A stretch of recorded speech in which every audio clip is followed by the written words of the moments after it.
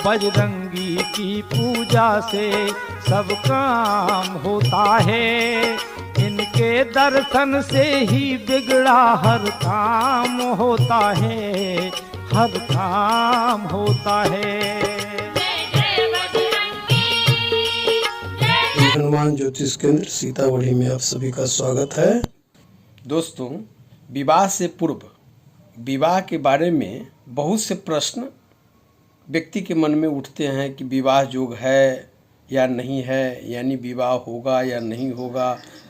तो आज इस एपिसोड में मैं चर्चा कर रहा हूँ विलंबित विवाह योग और विवाह बाधा योग। कौन से ऐसे योग हैं जो विवाह में विलंब कराते हैं, या ऐसे कौन से योग हैं जिसमें विवाह होता ही नहीं।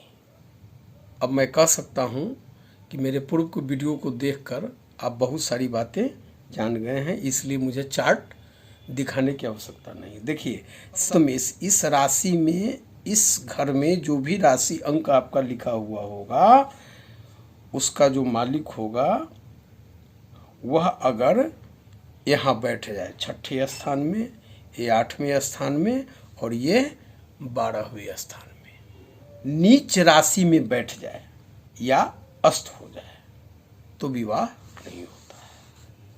यदि चंद्र शुक्र किसी भी घर में हो और वहाँ से 7वां घर, इसमें मंगल शनि हो तो भी विवाह नहीं होता है। जैसे मान लीजिए कि यहाँ चंद्र शुक्र है और यहाँ मंगल शनि है तो विवाह नहीं होगा। मंगल शुक्र की युति अगर 5, 7, 9 में हो, यानी मंगल और शुक्र यहाँ हो, 5 में हो, 7 में हो और 9 में हो तो भी विवाह बड़ी मुश्किल से होता है। पंचम भाव में चंद्र हो, यहाँ पंचम भाव में चंद्र हो, सप्तम और द्वादश भाव में, यानी यहाँ और यहाँ 2 पाप ग्रह बैठ जाए, यानी सूर्य, शनि, मंगल, राहु, केतु में से 2 यहाँ बैठ जाए 7वें स्थान में, और यहाँ बैठ जाए 2 ग्रह और 1 चंद्र इसमें हो तो विवाह होता ही नहीं है। इसी सप्तम भाव में यदि चंद्र शनि बैठ जाए तो विवाह नहीं होता, होता भी है तो बड़ी मुश्किल से होता है। यहाँ ये पंचम भाव या इसका, इस राशि का जो मालिक होगा पंचमेश, और सूर्य शुक्र पर शनि की प्रत्यक्ष या परोक्ष दृष्टि हो तो भी विवाह नहीं होती। यानी कि ये पंचम भाव या इसका जो मालिक होगा और सूर्य शुक्र लग्न में जहाँ भी हो उस पर प्रत्यक्ष या माने किसी रूप में अगर दृष्टि संबंध बनता हो तो विवाह नहीं होगा।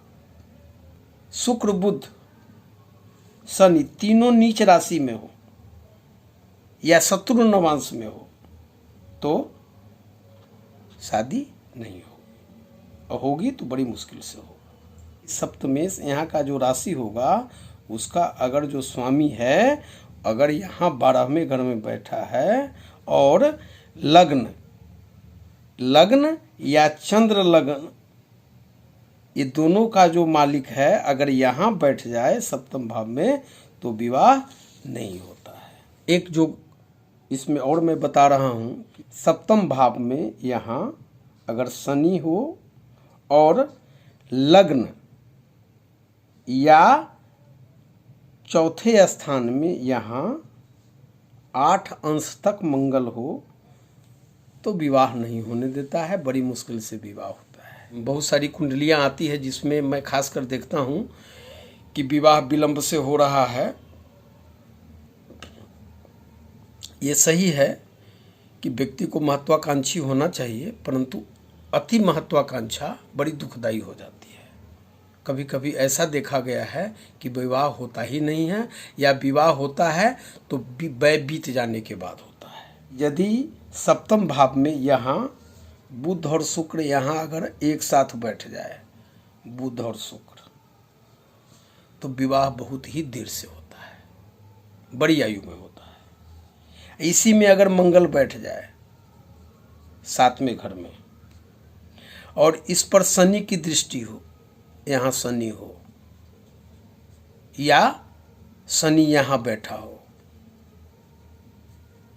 ठीक है, तो भी तीसरी दृष्टि से देखेगा। या शनि मान लीजिए आपको यहाँ बैठा है, फिर भी 10वीं दृष्टि से देखेगा। तो सप्तम भाव में मंगल हो और उस पर शनि की दृष्टि हो तो विवाह देर से होता ही है। कर्क लग्न की कुंडली अगर किन्हीं की है, कर्क लग्न की कुंडली, जैसे इसमें 4 अंक होगा, तो ऐसे कुंडली में अगर सप्तम भाव में यहाँ पर गुरु हो तो विवाह विलंब से होगा। यहाँ 4 लिखा हो, 4, 5, 6, 7, 8, 9, 10, सप्तम भाव में 10 लिखा होगा, अगर इसमें गुरु होगा तो विवाह विलंब से होगा। सूर्य मंगल बुध, यहाँ सूर्य मंगल और बुध ये तीनों ग्रह लग्न में हो और गुरु यहाँ बैठ जाए 12वें घर में, तो विवाह बहुत ही देर से होगा। और खासकर स्त्री कुंडली में अगर इस राशि का जो भी राशि सप्तम स्थान में है उसके मालिक के साथ शनि कहीं भी किसी भी घर में बैठ जाए तो बड़ी आयु में विवाह होता है। यानी सप्तमेश के साथ अगर शनि किसी भी घर में बैठ जाए तो ये थे कुछ विलंबित विवाह के योग और नो मैरिज विवाह बाधा योग। आप अपनी कुंडली निकालकर पहले इसकी जांच कर लें।